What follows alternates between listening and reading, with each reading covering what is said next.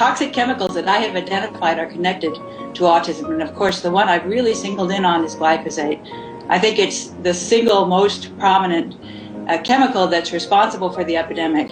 If you take the data that the CDC has provided since 1975 and plot it, you can see that it's an exponential growth curve. When you extend the line, it intersects 2025 at 1 in 4 and 2032 at 1 in 2.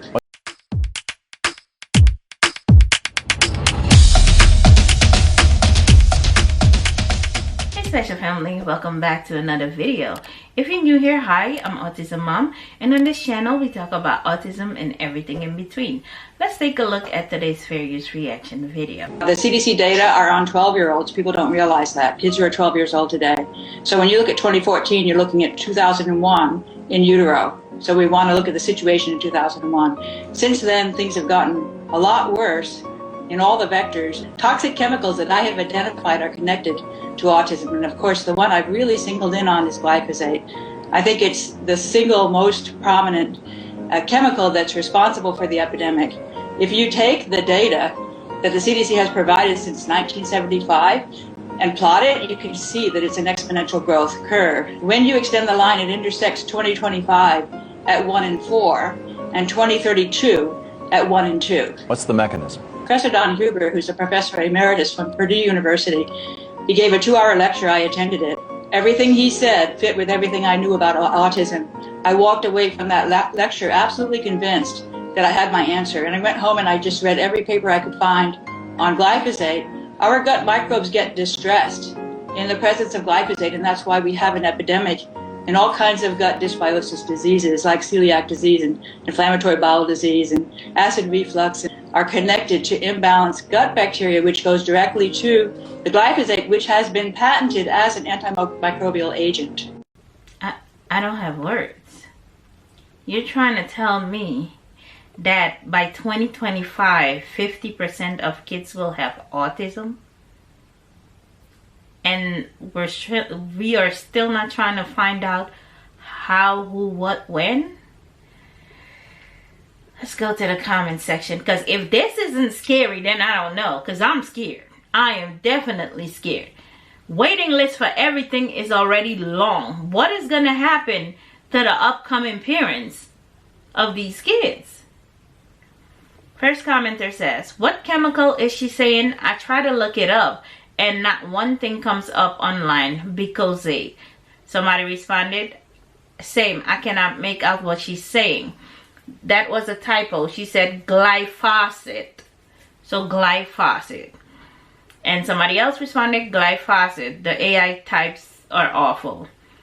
Next commenter, the vaccines cause autism and so many other conditions like ADHD. Before vaccines were invented, no child ever had autism. My daughter is 3 and she hasn't had a single vaccine in her life. She is perfectly healthy, active girl. Next commenter, autism is genetic. ADHD is genetic. If your child has it, you and the child's other parent should get tested for it as well. Vaccines keep your children safe. And if you don't want your kids to have heavy metals in their system, then I guess they shouldn't eat spinach or other foods with a lot of iron or foods with a lot of zinc.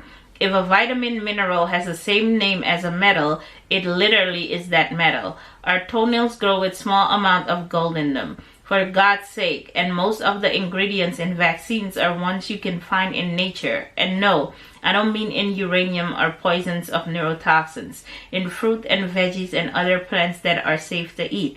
Look up the chemical composition of an apple. I'm sure that if you saw the ingredient list, you'll keep your kid away from whatever that food item was by knowing its name. Next. Natural detox. My daughter has autism. She's 8. It's hard. I've switched her diet up, changed cleaning products. I feel super concerned because of how hard it is to manage her. I'm willing to try anything to help her. Next commenter. In the name of Jesus, I rebuke these words. May the Lord cut down all the people that are attacking our children in every way, shape, or form. Okay. Next commenter, Tylenol, Advil, glycophosphate, fluoride, magnesium. Every day it's another cause. The truth is no one knows for sure yet. The only real solution is organic food, water, clean living, natural and simple is best. If your great-grandparents didn't eat it, then you didn't eat it. If they didn't drink it, you don't drink it in moderation. Next commenter, the Amish do not vaccinate their children. They have no autism. Somebody responded, simple Google search shows that there have been cases of autism in Amish communities. Amish are not immune to autism, cancer, or diabetes. Someone else responded, completely true. Google how you can rely on Google info. Good point. Next commenter, guess what? I vaccinated all my children and none of them have autism. But maybe you can cry about all those Stanley cups with lead in them and other toxins in our literal food. Oh. Next commenter, I don't know. I honestly think autism is a gift.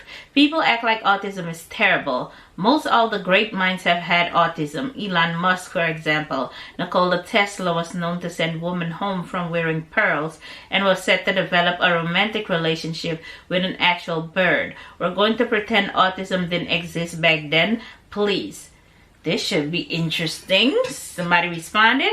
I understand it's a spectrum, but I do feel as if a lack of knowledge about neurological sensitivity to so many new foods, chemicals may be to blame for sometimes violent, harmful behavior and actual birth defects. So many things have been found to cause cancer in the past 5 years.